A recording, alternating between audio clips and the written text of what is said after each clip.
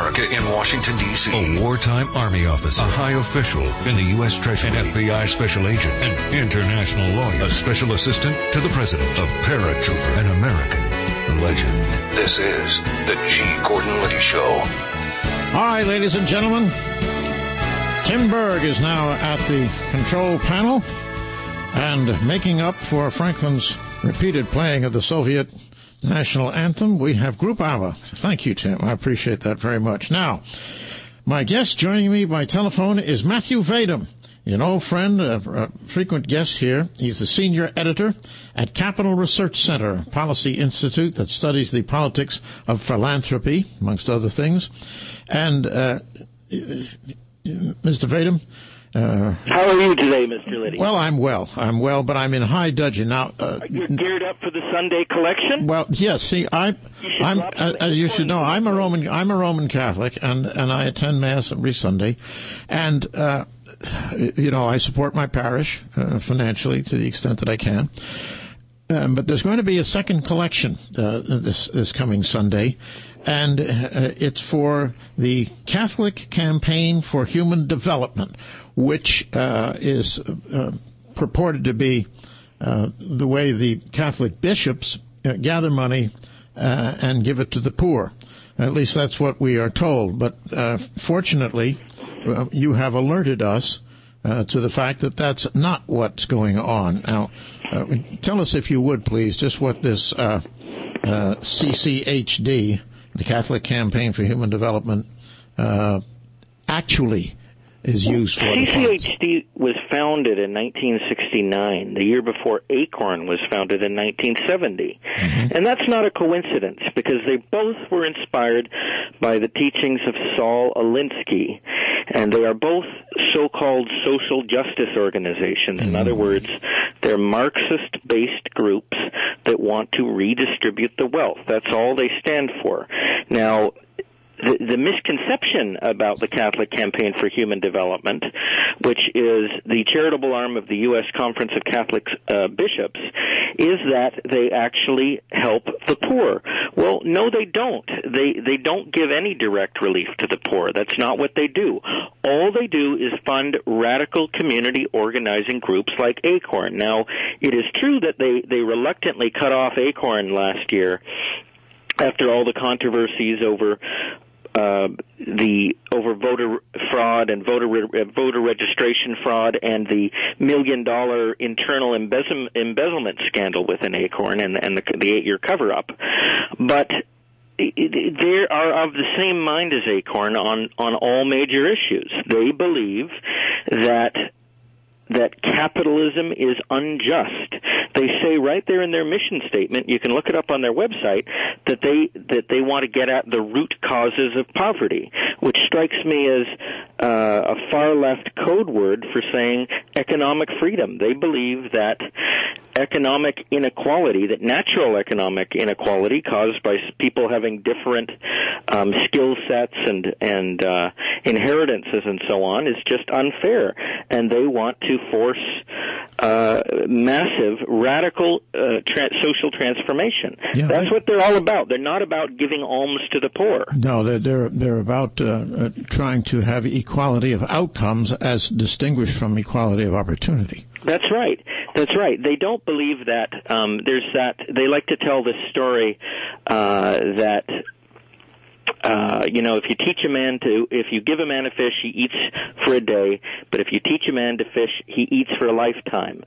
As I see it, CCHD is about teaching a man to steal another man's fish so that he will survive at the expense of the other man for the rest of his life. That's what CCHD is all about, radical redistributionism. They don't stand for actually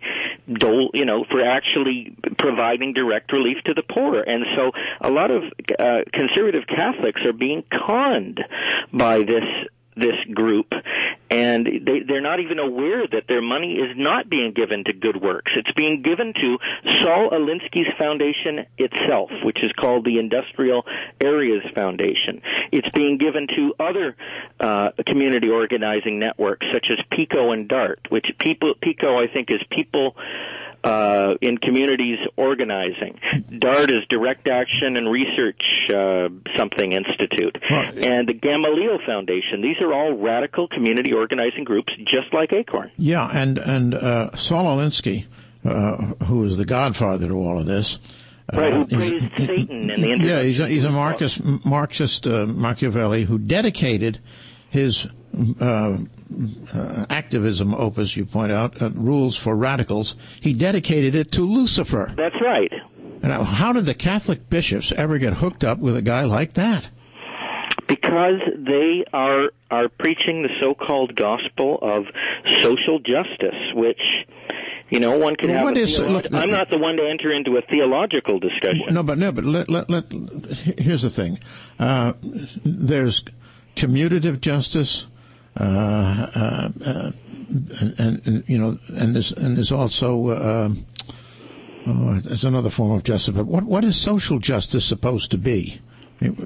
Social justice is redistributive justice. At least that's the way that they're using the term. They think that if someone has more money than you do, that's unfair and that has to be corrected. It's a really un-American idea. It certainly is. It's very foreign to the American experience. And yet, this organization functions with impunity within the Catholic Church. I'm not a Catholic myself, but if I were, I would be outraged. Yeah, well, I am, and I am. I'm Catholic, and I'm outraged. I didn't know until I read your article that that's what it is. I was one of those Catholics who thought that the bishops had an organization that collected money and then, gave it to the poor and that's right. Fed, had soup kitchens and places for the homeless to stay and things of that sort. That's not what they're about. I remember, though, in Baptist Sunday school, remember Jesus' comment, "The poor you will always have with you"? Yes. I never thought that was a direction to ignore the poor. No, right. Yes. I thought that was sort of a philosophical reflection on, you can argue about what it means, but I don't think it said, hey, the poor, who cares about them? Yeah, no, absolutely. But that seems to be the way that CCHD is interpreting it. Wow. So they're just a bunch of wacky radicals, and they wrap everything up in